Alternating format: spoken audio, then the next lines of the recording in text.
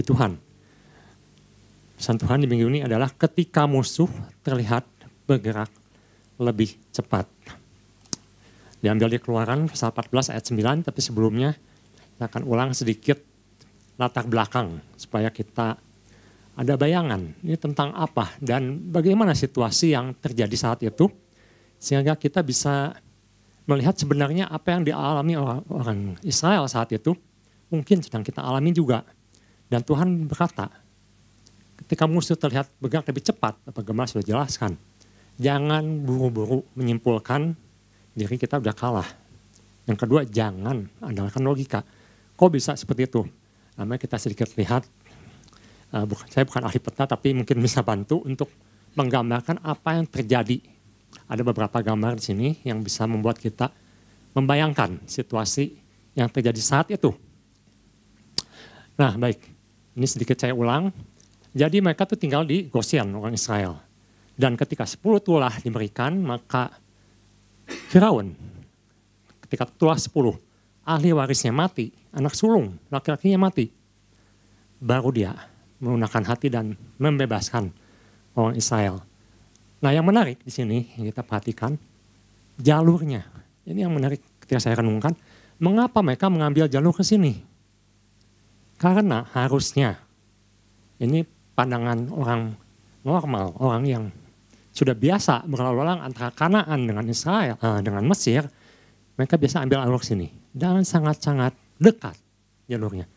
Yang menarik, mereka mengambil jalur ke bawah, yang merupakan masih wilayah Mesir. Jadi boleh dikatakan mereka keluar Mesir, tapi masih di Mesir, masih di bawah kekuasaan Mesir. Turunlah mereka ke sini, sampailah mereka di daerah Pihahiroth dan sampailah mereka di daerah Etam dan mereka disuruh berkemah di situ. Bahkan mungkin bisa di satu lagi gambarnya bisa ditampilkan. Nah di sini sudah sampai di Etam, Tuhan suruh balik lagi. Yang menarik di sini, Tuhan suruh balik lagi ke bawah dan berkemahlah mereka di sini. Nah, Alkitab mengatakan bahwa pasukan Mesir, mereka mengejar. Dan kalau kita lihat di Alkitab, sangat-sangat jelas kalau yang mengejar itu bukan pasukan biasa. Yang kita lihat di Keluaran pasal 14, ayat ke-9, saya akan bacakan. Siapa yang mengejar? Adapun orang Mesir, segala kuda dan kereta Firaun, orang-orang berkuda, dan pasukannya mengejar mereka, mencapai mereka pada waktu mereka berkemah di tepi laut dekat Pihahiroth, di depan Baal Zephon. Yang mengejar ini adalah pasukan elit boleh katakan, pasukan terlatih. Jadi ini kelasnya bukan infanteri, bukan orang yang atau tentara yang berjalan kaki. Ini kelasnya orang yang bisa mengendalikan kereta kuda. Setidaknya mereka punya pengendali kereta kuda, dan mereka naik kereta kuda yang jumlahnya dikatakan 600 atau lebih malah. Jadi ini orang Mesir ini punya senjata tuh tidak main-main. Mereka punya kekuatan militer yang sangat-sangat kuat. Dan mereka dalam mengejar orang Israel mereka kerahkan the best. Perwira kelasnya, bukan prajurit. Jadi kita bisa lihat di sini sangat serius Firaun ini.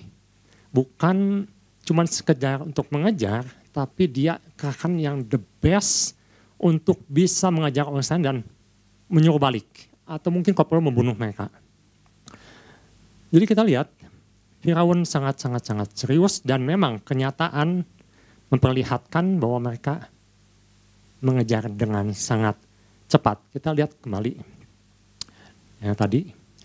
Rupanya Israel ketika Tuhan suruh balik, mereka dalam keadaan berkemah.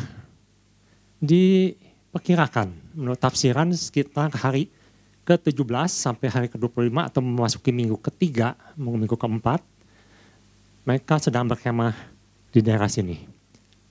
Kita perhatikan, ada satu titik yang Tuhan tentukan bahwa mereka harus, wajib.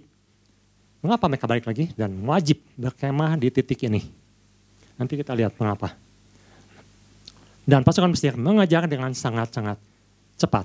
Ketika Firaun melihat mereka mengambil jalur ke bawah dan berkemah di sini, maka Firaun mengatakan, orang Israel tersesat. Itu dikatakan di ayat ketiga, saya akan bacakan. Maka Firaun akan berkata tentang orang Israel, mereka telah sesat. Atau dalam bahasa terjemahan lainnya dikatakan, mereka tidak tahu mau kemana. Mereka terkurung. Mengapa dikatakan terkurung? Mari kita lihat. Ada satu slide lagi yang mungkin bisa membantu kita membayangkan mengapa Firaun begitu bersemangat dan mengatakan mereka pasti kita dapatkan kembali. Menarik, Tuhan bawa lewat Musa, pimpinan Musa, ke jalur yang ke bawah ini. Dan berkemahlah mereka di sini, di daerah Etam ini. Dan Firaun katakan, mereka pasti kita dapatkan kembali. Kita pasti kejar mereka dan mereka tidak bisa kemana-mana. Kok bisa begitu? Nah, saya sempat ini dapat dari petanya dari orang arkeologi. Lebih jelas, karena rupanya di atas mereka tidak bisa jalan, di kanan ini laut, di kiri ini pegunungan. Jadi mengapa mereka menyusur daerah pinggir? Karena di tengah ini tidak bisa dilalui atau berat medannya. Daerah yang tinggi, yang harus mendaki. Jadi untuk bawa 2-3 juta orang, kemungkinan mereka carinya yang lebih datar daerahnya. Jadi Firaun katakan, kita pasti mengejar mereka. Kita pasti dapatkan mereka. Mereka sudah terkurung. Dengan kata lain, Pihahirot untuk Raja Firaun itu adalah, Pi itu adalah mulut atau pintu. Dia katakan inilah pintu kebinasaan atau pintu yang membuat mereka akan hancur untuk orang Israel. Dan dikatakan di sini, diperkirakan Firaun berkemah di sini, sedangkan orang Elah ada di sini, berhadapan dengan Baal Zephon, dan Tuhan menutup antara kedua ini dengan awan yang sangat gelap seharian. Nah itu baru pendahuluan, supaya terbayang rupanya untuk mengejar musuh itu sangat-sangat mudah. Dan kita lihat memang kenyataannya begitu. Tapi kemarin sudah ingatkan, kita tidak hidup dari hanya logika, bukan hanya apa yang dilihat. Nah, saya akan masuk ke dalam firman Tuhan. Mari kita lihat apa yang akan kita sama-sama renungkan dan saya bisa bagikan. Yaitu ada satu kata yang di sini boleh ditampilkan, katanya yaitu Pihaherot. Ada satu kata dalam bahasa Ibrani yang menarik di sini. Saya bukan ahli Ibrani, tapi ketika kami kuliah kami sempat belajar basis atau dasar-dasar Ibrani, setidaknya bisa membaca dalam bahasa Ibrani. Saya akan bagikan, kita akan sama-sama sedikit belajar bahasa Ibrani. Bahasa yang sangat menarik, bahasa kuno.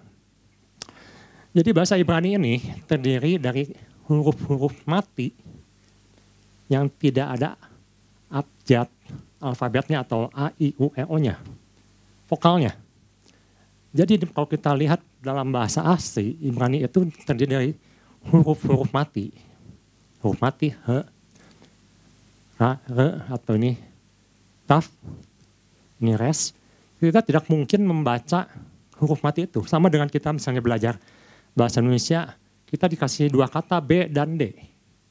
Sulit, ini bacanya bagaimana? Maka dibantulah dengan vokal. Misalnya B kita kasih U jadi bu. D kita kasih I jadi Budi.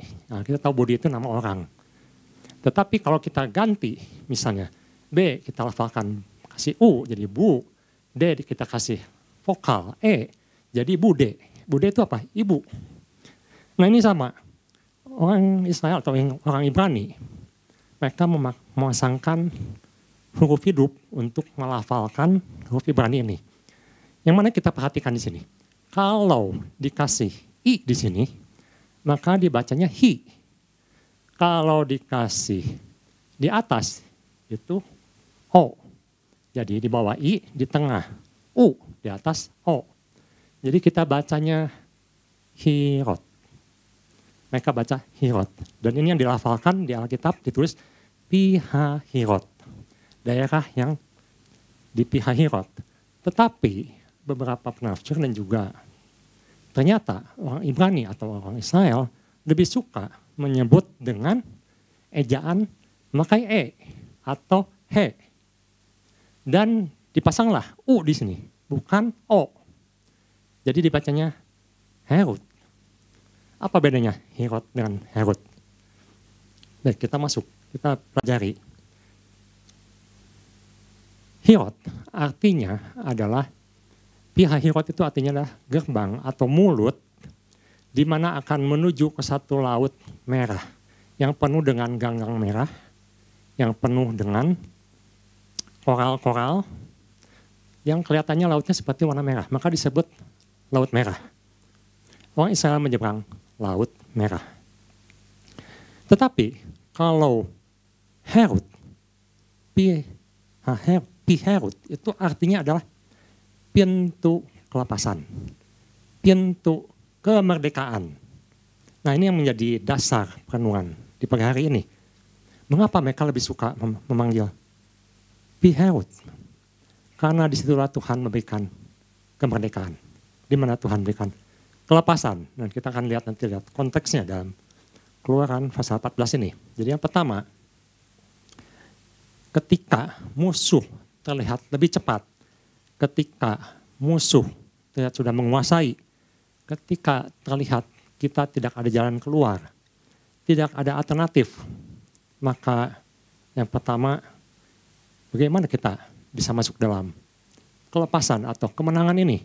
Yang pertama kita harus masuk menuju kemerdekaan atau masuk dalam pintu kemerdekaan itu. Kemerdekaan yang Tuhan berikan. Tadi kita sempat melihat dan sudah mengerti mengapa mereka harus melalui alur yang ke bawah. Kadang dalam kehidupan orang inginnya kan lebih cepat, lebih mudah, lebih gampang. Mengapa harus mengalami yang sulit? Mengapa harus mengalami situasi yang tidak enak? Mengapa harus mengalami situasi yang tidak ada jalan keluar? Mengapa? Itu sama yang dipertanyakan orang Israel. Bahkan mereka mengatakan, kami lebih suka jadi budak kembali. Lebih suka di Mesir. Kenapa kami harus lewat sini? Di sini pintu kematian, bukan pintu kemerdekaan. Itu yang dikatakan oleh beberapa orang yang mengeluh pada Musa. Ada seorang kontraktor, kurang lebih yang bermain properti, yang saya lihat di sosmed, dia katakan begini, manusia itu aneh.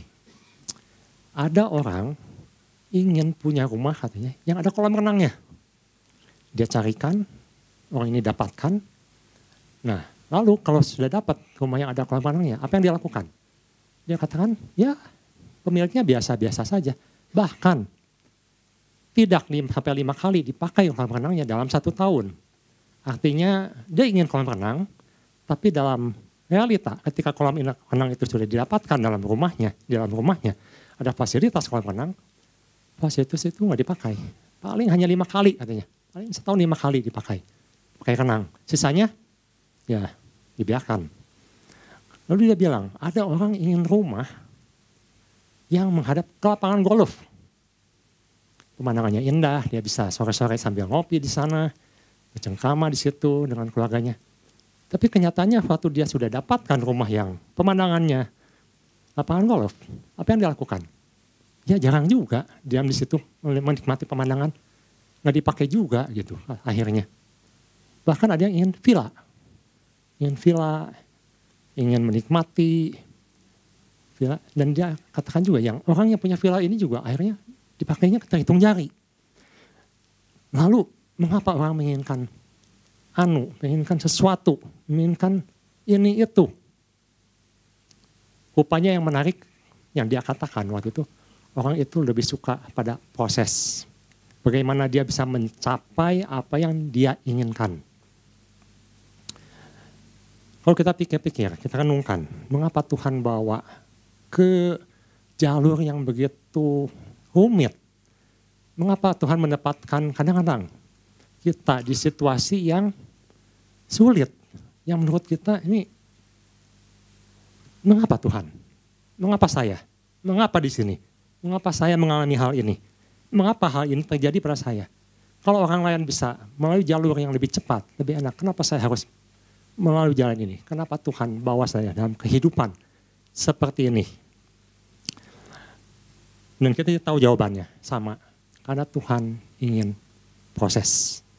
Bukan hanya hasil. Tuhan ingin proses. Proses apa? Yaitu pertama, proses masuk dalam pintu kemenangan. Kita lihat di Keluaran pasal 14 ayat 14, ini menjadi dasarnya. Situ dikatakan Tuhan akan berperang untuk kamu dan kamu akan diam saja. Memang dalam bahasa Indonesia sebutkannya diam.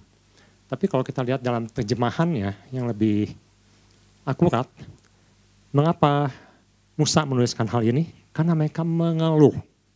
Sama yang dikeluhkan mungkin dalam kehidupan kita. Mengapa Tuhan? Mengapa? Mengapa? Mengapa? Bapak Gembala pernah membawakan dan menjelaskan, orang hidup jangan tanya mengapa? Mengapa? Mengapa? Tapi harusnya bagaimana Tuhan? Harusnya apa yang harus saya lakukan Tuhan? Itu lebih tepat. Makanya Musa menulis di sini, Tuhan akan berperang untuk kamu dan kamu sebaiknya diam. Diam, lihat kemenangan dari Tuhan. Kamu jangan banyak omong yang nggak perlu. Kamu jangan banyak omong yang membawa turun, yang melemahkan. Sama dengan ke-10 pengintai. Di sini Musa katakan, kamu diam. Lebih cenderung mengatakan, diam, kamu lihat apa yang akan Tuhan kerjakan. Tuhan akan melepaskan kamu. Di Keluaran pasal 14 ayat 13, katakan, berkatalah Musa kepada masa itu, janganlah takut. Berdirilah tetap dan lihatlah keselamatan dari Tuhan yang akan diberikannya hari ini kepadamu.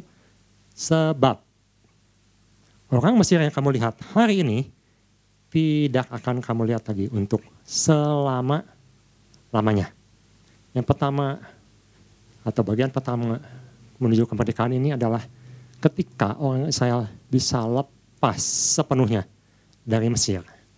Ketika mereka menyeberang, maka mereka benar-benar keluar dari Mesir.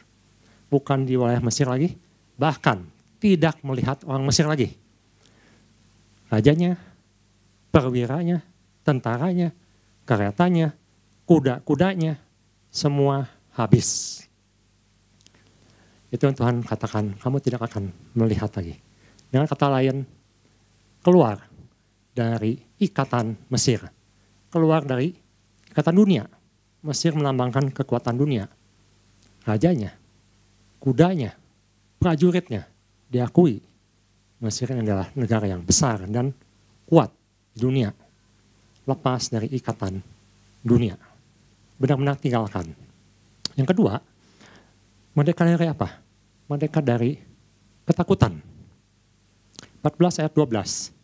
Bukankah ini yang telah kami katakan kepadamu di Mesir? Janganlah mengganggu kami dan biarlah kami bekerja pada orang Mesir. Sebab lebih baik bagi kami untuk bekerja pada orang Mesir daripada mati di padang gurun ini. Takut. Lebih baik mengambil yang jelek, yang lebih rendah, yang bukan jalan Tuhan. Gak apa-apa jadi budak lagi.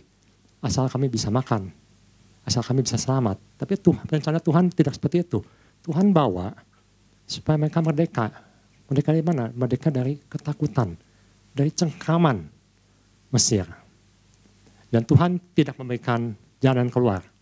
Harus lewat laut. Bagian ketiga, merdeka dari apa? Merdeka dari perbudakan. Tuhan tidak ingin umatnya, anak Tuhan, hidup dalam perbudakan. Hidupnya begitu terus. Perbudak. Tidak bisa merdeka. Ingin lepas, tapi tidak bisa. Nah, Tuhan ingin lepaskan. Kalau hari ini Tuhan katakan, aku ingin melepaskan kamu. Tapi ada syaratnya. Kamu harus berjalan lewat laut. Di 2 Timotius pasal 1 ayat 7, Paulus pernah menasihatkan Timotius dan mengingatkan bahwa orang yang hidup di dalam Tuhan itu tidak hidup dalam ketakutan. 2 Timotius 1 ayat 7. Sebab Allah memberikan kepada kita, orang percaya, bukan roh ketakutan. Bukan roh yang membuat kita tidak bisa apa-apa. Bukan roh yang membuat kita kalah. Melainkan roh yang memberikan kekuatan, kasih, dan ketertiban. Ada kekuatan dalam Tuhan. Ada kasih, ada ketertiban. Yang keempat, mereka dari apa? Mereka hidup baru di dalam Tuhan. Ketika mereka melewati laut, mereka sampailah di seberang, dan mereka mengalami hidup yang baru. Hidup baru, hidup lepas dari Mesir. Ini yang menjadi pesan Tuhan untuk kita di visi yang baru ini. Tuhan katakan kita akan masuk ke wilayah yang baru, yang Tuhan janjikan. Wilayah yang belum kita ketahui, belum tahu. Karena kalau Ibu Bapak perhatikan, khususnya di waktu-waktu terakhir ini, dari zaman ini banyak sekali hal-hal yang baru, yang tidak umum, yang keluar dari kebiasaan, dan membingungkan. Contohnya beberapa hari yang lalu, negara Suriah, baru saja rajanya diturunkan dan lari ke Rusia. Saya sempat baca, katanya bahkan yang dari pengamat, seperti misalnya Bapak Bambang Susilo Yudhoyono katakan, ini aneh. Karena raja ini kuat, Raja Suriah ini kuat. Berpuluh tahun, sulit ditumbangkan. Tapi tiba-tiba, kemarin-kemarin, dia tumbang. Dan ini akan merubah peta politik di Timur Tengah, khususnya hubungan dengan Israel. Kita harus perhatikan, karena Tuhan katakan, perhatikanlah pohon ara ketika mulai berbuah. Ini menceritakan tentang lihat apa yang terjadi di Timur Tengah, khususnya yang berhubungan dengan Israel. Ada sesuatu yang sedang terjadi, yang sedang Tuhan kerjakan. Dan kita mungkin belum mengerti. Efeknya apa? Nanti bagaimana? Kita belum tahu. Masuk ke wilayah yang baru, yang belum terpikirkan. Tetapi yang pasti, ada satu yang Tuhan janjikan di sini, di pasal 14 ayat 4. Tuhan katakan, mengapa orang Israel harus mengalami hal-hal seperti itu? Mengapa dalam hidup kita harus mengalami yang Tuhan bawa kehidupan kita di tempat ini, sekarang ini, mengalami hal ini. Karena ada sesuatu yang ingin Tuhan nyatakan. Di bagian B dikatakan, aku akan menyatakan kemuliaanku. Sehingga orang Mesir mengetahui bahwa akulah Tuhan. Sebenarnya kenapa Tuhan bawa ke wilayah yang menurut kita sulit, menurut kita mengapa Tuhan? Karena Tuhan ingin menyatakan kemuliaannya. Bagaimana mungkin laut bisa terbelah? Ini menurut teori pun, sampai sekarang pun orang tidak bisa mengerti. Belum bisa mengerti. Satu malam, laut bisa kering. Karena diperkirakan dalamnya sekitar 200 meter. Bahkan ada yang mengatakan lebih. Tapi kalau orang Israel bisa jalan lewat situ. Dan mengapa Tuhan tempatkan tepat di depan yang tadi, yang ada pulau kecilnya. Nyebrangnya harus di situ. Bukan di Pihahirotnya. Bukan di titik di daerah, maksudnya daerah orang Mesir diam di situ. Tapi di titik yang lebih atas, di mana mereka bisa menyeberang. Kok bisa? Itu Tuhan nyatakan kemuliaannya. Kita tidak mengerti, tapi Tuhan yang pasti bahwa umatnya mengalami sesuatu yang luar biasa. Di titik yang Tuhan tempatkan. Walaupun mungkin kita tidak suka di situ. Jadi yang pertama, bagaimana kita ketika melihat musuh mendekat, musuh sudah mengepung. Yang pertama, kita harus masuk ke kemerdekaan yang Tuhan sediakan. Yang kedua, kemerdekaan itu tidak akan didapatkan kalau kita tidak masuk ke laut. Atau dengan kata lain, di bagian kedua, kita harus masuk ke dalam baptisan Roh Kudus. Mari kita lihat pasal 14 ayat 22. Di sini dikatakan, demikian orang Israel berjalan dari tengah-tengah laut di tempat kering, sedang kiri dan di kanan, maka itu air sebagai tembok bagi mereka. Dikatakan di sini orang Israel berjalan di tengah-tengah laut. Nah kita bandingkan dengan 1 Korintus pasal 10 ayat kedua. Tuhan katakan mereka tidak akan merdeka, mereka tidak akan lepas kalau mereka tidak masuk ke dalam laut. 1 Korintus pasal 10 ayat yang kedua. Ya.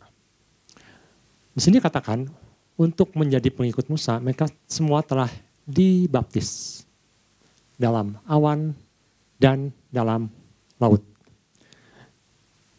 Jadi di sini Paulus menjelaskan bahwa ketika orang Israel menyeberang masuk ke laut, maka itu melambangkan mereka dibaptis. Baptis di dalam laut, di dalam awan.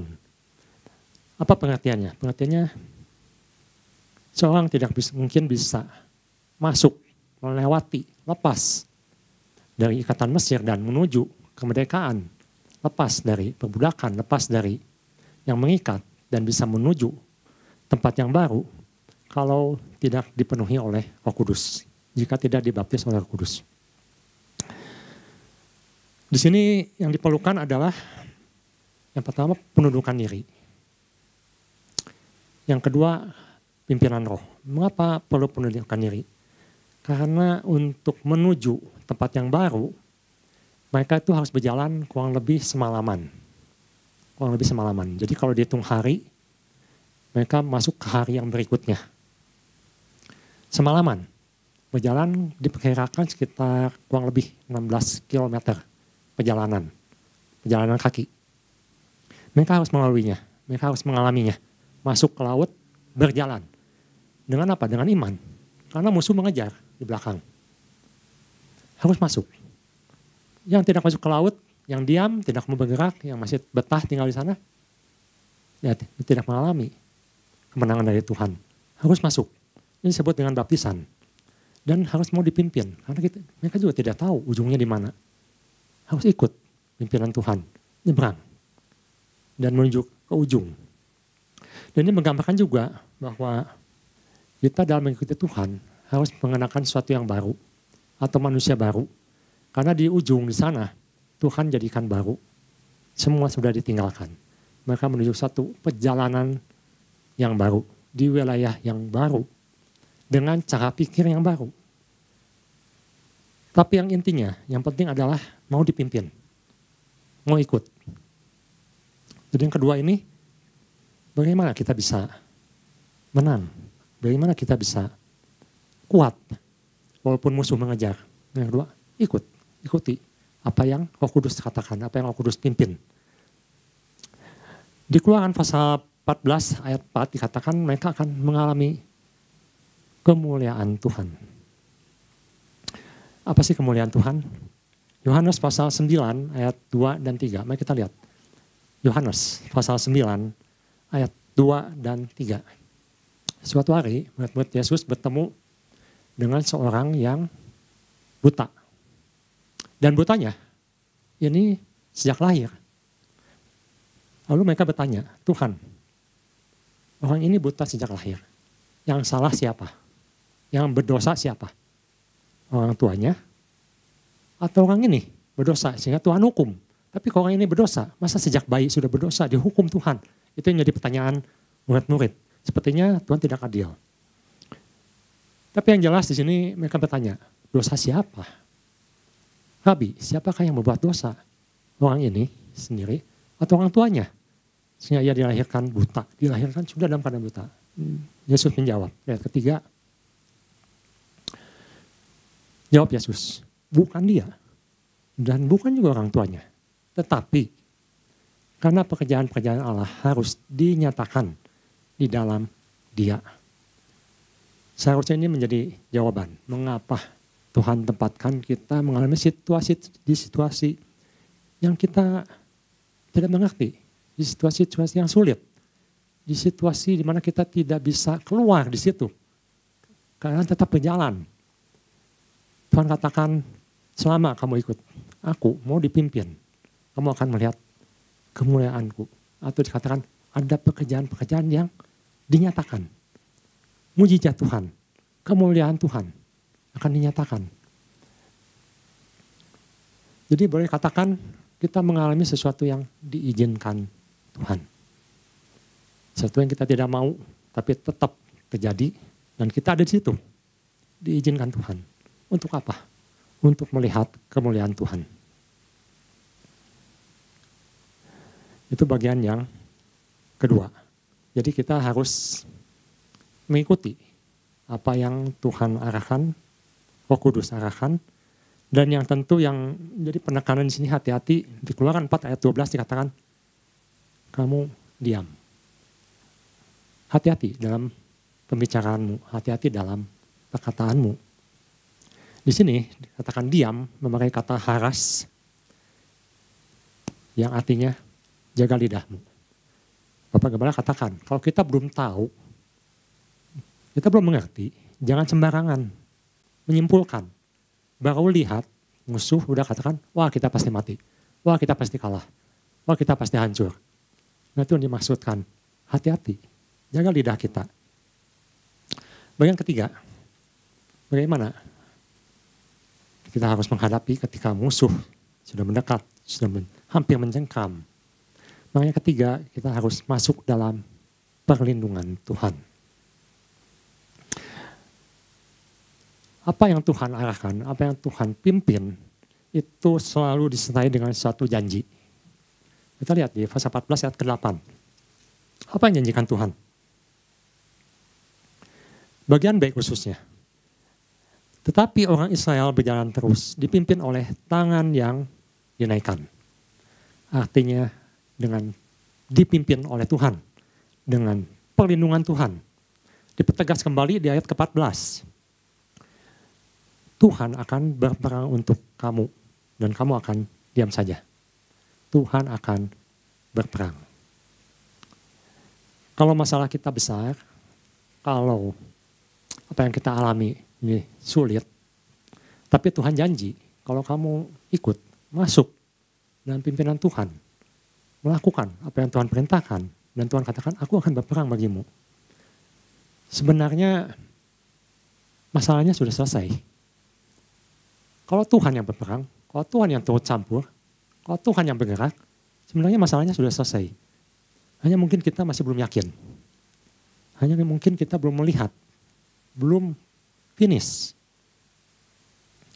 Di Keluaran pasal 14 ayat 20, di sini dikatakan, demikian dah tiang itu berdiri di antara tentara orang Mesir dan tentara orang Israel. Oleh karena awan itu menimbulkan kegelapan, maka malam itu lewat sehingga yang satu tidak dapat mendekat yang lain semalam-malaman.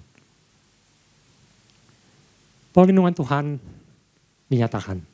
Bahkan musuh yang mengejar pun tidak bisa lewat karena kabutnya begitu tebal. Mungkin ada badai pasir yang begitu hebat. Ya mungkin saja. Yang jelas semalam-malaman itu mereka dalam kegelapan tidak bisa bergerak. Musuh pun tidak bisa mendekat. Itu namanya perlindungan Tuhan, pernyataan Tuhan. Dikatakan di sini, Tuhan membedakan musuh tidak bisa ngelewatin orang Israel, tidak bisa menyusul mereka. Tapi orang Israel bisa melihat laut dikeringkan dan Tuhan buka jalan. Jadi Tuhan bedakan umat Tuhan dan bukan umat Tuhan. Umat Tuhan akan melihat Tuhan buka jalan. Roma pasal 8 ayat 31 dan sampai 39, khususnya ayat 31, dikatakan kalau Tuhan di pihak kita, siapakah lawan kita? Dengan kata lain, kalau Tuhan yang berperang, kalau Tuhan yang turun tangan, siapa yang bisa melawan? Apa sih yang bisa menghalangi? Bukankah harapan kita Tuhan turun tangan? Harapan kita Tuhan yang beri kemenangan. Kalau Tuhan sudah turun tangan, semuanya beres. Seharusnya begitu. Dan kita akan melihat Tuhan akan turun tangan. Tuhan tidak sembarangan menempatkan di situ. Tuhan akan beri kemenangan. Di Roma pasal 8 ayat 28, mengapa Tuhan berikan kemenangan? Karena ada satu kebaikan yang ingin Tuhan berikan untuk anak-anaknya. Di situ dikatakan, Allah turut bekerja. Allah tidak diam. Allah turut bekerja. Roh Kudus turut bekerja. Dalam segala hal. Dan semuanya. Untuk apa? Untuk mendatangkan kebaikan. Tapi di belakangnya disebutkan. Bagi mereka yang mengasihi dia. Yang terpanggil sesuai dengan rencana Allah. Bagi orang-orang yang mau masuk, mau ikut, mau berjalan bersama Tuhan. Ini suatu janji. Kalau kita mau ikut, kita mau menaklukkan diri, mau merendahkan diri, ikut rencana tuntunan Roh Kudus. Tuhan akan bekerja, Tuhan akan berperang untuk kita. Jadi 3 hal ini yang bisa saya bagikan. Ketika musuh datang, mendekat, mengejar, sepertinya keadaan sulit, keadaan berat, keadaan menekan. Kita bisa mengingat Yang pertama bahwa Tuhan sudah sediakan pintu kemenangan. Yang kedua, kita harus berjalan dalam baptisan atau pimpinan roh untuk mencapai kemenangan itu. Dan ketiga, kita harus masuk dalam perlindungan Tuhan. Dan biarlah tiga hal ini boleh mengingatkan kita dan menguatkan kita bahwa Tuhan adalah Tuhan yang menyertai kita, yang akan berikan semuanya menjadi baik ketika kita mau mengikuti rencananya. Tuhan Yesus memberkati.